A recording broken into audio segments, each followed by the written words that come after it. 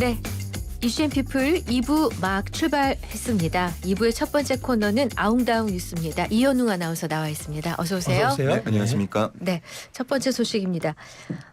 안타까운 참사가 발생했습니다. 원인이 밝혀져야 될 텐데 블랙박스가 회수가 돼서 분석에 들어가는 거죠? 예, 항공기 블랙박스라고 하면 FDR 또 CVR 이렇게 두 가지가 있는데요. 네.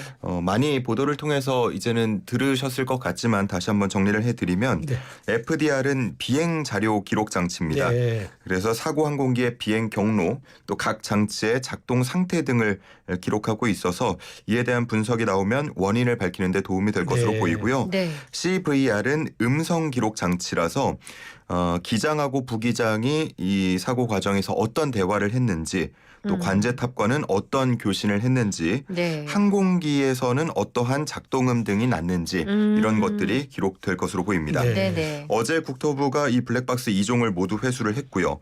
오늘 오전 김포공항 시험 분석센터로 이송해서 분석이 가능한지를 확인할 계획입니다. 네. 그런데 이 중에 FDR 그러니까 비행 기록 장치가 연결부가 일부 손상된 걸로 전해지고 있습니다. 네. 네. 이 때문에 미국 국가교통안전위원회로 보내서 조사를 맡겨야 할 가능성도 있는데 만약에 저런. 그렇게 된다면 해독하는 데까지 최소 6개월 이상 걸릴 수 있다는 그렇겠네요. 전망이 네. 나오고 있습니다. 네. 그리고 항공기 결함 등을 확인하기 위해서 항공기를 제작한 보잉사 또 엔진을 제작한 CFMI가 조사에 참여하는 방안이 논의되고 있는데요. 대규모 인명피해가 발생한 만큼 이 조사가 신속하게 이루어질 수 있도록 미국의 협조를 구한다는 계획입니다. 네. 그래요. 어저께 정말 큰 사고여서 많이 놀랐는데요. 전남 무안국제공항에서 정말 안타까운 참사가 발생한 지 또 하루 만에 같은 기종 여객기가 랜딩 기어 이상으로 횡하는 일이 정말 또 깜짝 놀랐겠네요. 예, 그런 그렇습니다. 일이 있었다면서요? 오늘 오전 6시 37분에 김포공항에서 출발해서 제주로 향하던 제주항공의 7시 101편이었는데 네. 승객은 161명을 태우고 있었고요. 이 항공기가 출발 20여 분 만에 랜딩 기어 이상을 아유, 발견했습니다. 네. 이에 기체 결함을 안내한 후에 회항을 했는데 네. 이 회항 과정에서는 랜딩 기어가 정상적으로 작동한 걸로 전해집니다. 네. 앞서서 이번 참사에서 인명 피해를 키운 원인 중에 하나로 랜딩 기어가 모두 작동하지 않았다라는 점이 꼽히잖아요. 네. 네.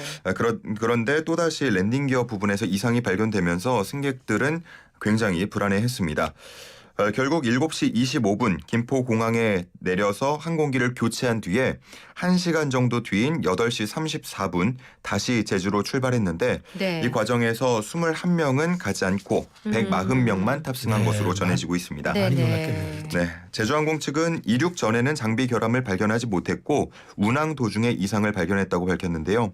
어제와 오늘 랜딩 기어에 이상이 생긴 항공기 기종 모두 보잉의 737-800 기종으로 제주항공에는 모두 39대 여객기가 있는데 이 중에 37대가 이 737-800으로 운영되고 있습니다.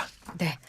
자, 같은 기종에서 사고가 이어지다 보니까 국토부도 해당 기종에 대한 전수조사를 실시한다고요. 네, 그렇습니다. 737-800 기종은 국내에 총 101대가 운항 중인데 앞서서 말씀드린 대로 제주항공의 37대 그리고 티웨이 항공 27대 진에어 19대, 이스타항공 10대, 에어인천 4대 등 LCC를 중심으로 운항 중이고요. 대한항공에도 2대가 있습니다. 네.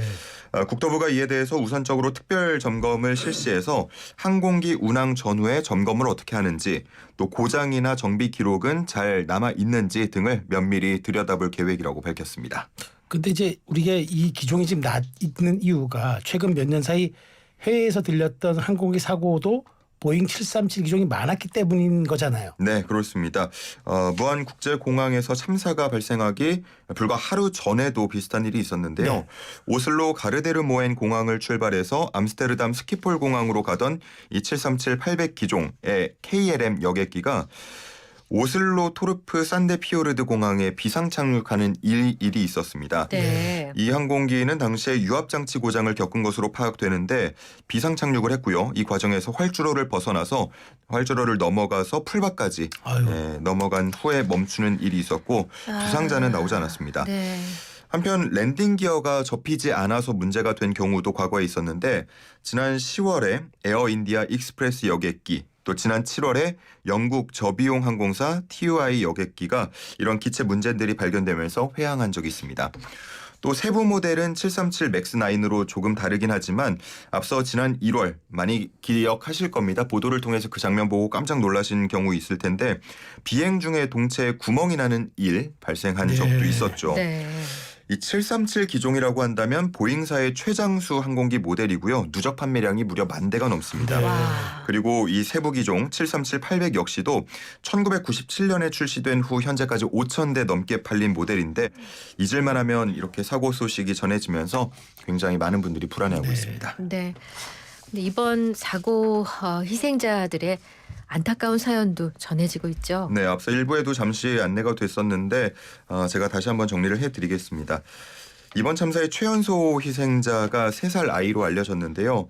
이 아이는 이 엄마 아빠와 함께 첫 해외여행을 다녀오던 길이었습니다. 네. 네. 아이의 아빠는 야구단 기아 타이거즈의 직원으로도 알려졌는데 이번 시즌에 기아 타이거즈가 통합 우승을 하기도 네. 해서 이를 자축할 겸 또 미뤘던 신혼여행 겸 비시즌 기간의 여행을 계획했던 것으로 전해집니다. 네.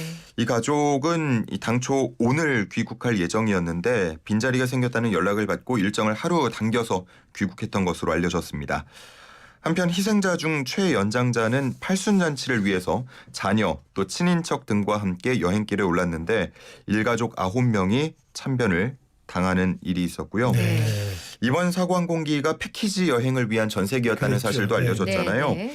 조금 전에 말씀드렸던 이 9명의 가족을 포함해서 18명과 함께 여행한 후 근무지인 인도로 먼저 돌아간 유족이 있습니다. 네. 이 유족은 혼자만 살아남았다면서 네.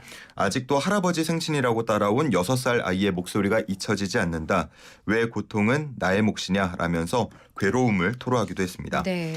이 밖에도 결혼을 앞두고 있었던 예비 부부, 동기 모임을 떠난 전남도교육청 소속 사무관, 승무원을 꿈꾸던 태국인 희생자 등 사연이 전해지면서 안타까움을 더하고 있습니다. 네. 음. 자, 그런데 이런 가운데 어제 저녁 한강에서 불꽃놀이가 열려서 비판의 대상이 되고 있다는 이 뉴스는 또 뭡니까? 네, 한강에는 유람선을 타고 서울의 야경을 즐기는 프로그램이 운영이 되죠. 네. 어제도 오후 5시에 김포 여객터미널을 출발해서 여의도 한강을 지나고 있었는데요. 네. 6시 30분경 배 위에서는 불꽃쇼가 펼쳐졌습니다. 네.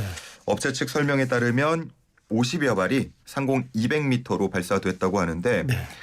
어제 이 6시 반이라고 하면 정말 많은 분들께서 뉴스나 보도 등을 보면서 그렇죠. 이 사고 소식을 안타까운 마음으로 황망하에 있을 시간인데. 그렇습니다. 근데 밖에서는 펑펑 터지는 반짝이는 불꽃놀이가 펼쳐지고 있다. 정말 믿을 수 없었다는 게 네. 시민들의 증언입니다. 서울시 측은 시가 주관한 것은 아니고 민간 행사를 허가해 준 것이다 라면서 업체 측에 취소 요청을 강하게 했지만 받아들여지지 않았다라고 밝혔는데요. 네. 업체 측은 외국인 단체 관광객 예약이기 때문에 당일 취소는 불가능했다라고 해명을 했습니다. 하지만 이후에 여론의 문매를 맞자 너무 급작스러운 상황이라 미숙한 판단을 했다라며 재차 사과하기도 했습니다. 네.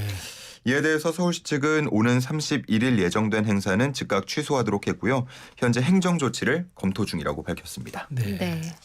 사실 이 정도의 큰 사고면 국가적인 애도 기간이고 그 안에 또 동참하는 분위기이기 때문에 좀 더 조심스러워지는 것 같습니다. 네. 자, 오늘 준비된 뉴스는 모두 살펴봤습니다. 오늘은 퀴즈가 없습니다. 네. 네네. 이현웅 아나운서 수고 많이 했습니다. 잘 들었습니다. 고맙습니다. 고맙습니다.